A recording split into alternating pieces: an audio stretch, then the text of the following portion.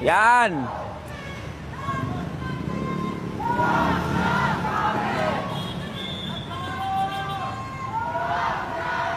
Yan mga boss. Nandito kami sa rekto para kalampagin ang gobyerno natin. Yan, i-record nyo na to. Utang ina nyo mga congressman. Galit na ang taong bayan. Ayan na mga boss, oh. Galit na ang taong bayan.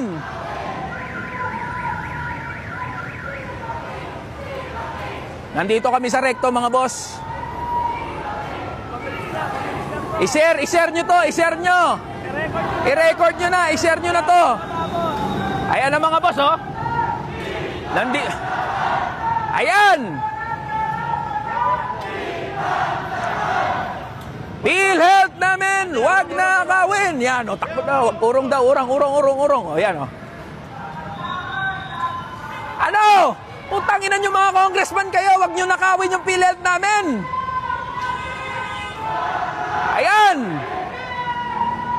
Wag nyo nakawin yung pondo ng PhilHealth, wag nyo i-zero ang budget dyan.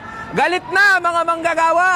Galit na ang taong bayan. Mas magsiresign na rin kayo. Magsiresign kayo. Ikaw, Ledesma, CEO ng PhilHealth, putang ina mo, magresign ka na. Herbosa, isa ka pa, Secretary of Health, tang ina mo, magresign ka na.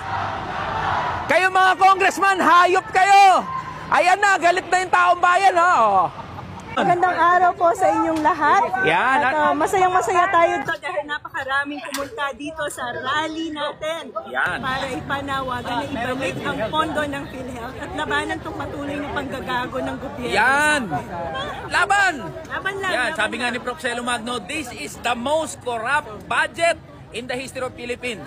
Kitang-kita po yan, no, sa pangungurakot ng mga politiko natin. Unang-una na si Speaker Romualdez at sa mga nasa House of Representatives na walang ginawa kundi magpamudmod ng ayuda.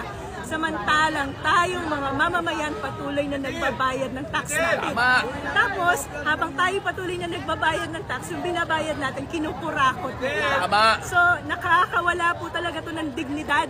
Tama. Kaya after 20 years, nandito na naman ako sa Mindoro. Magkakasama na kami ni Prof. Celo Magno. PhilHealth namin, wag nakawin.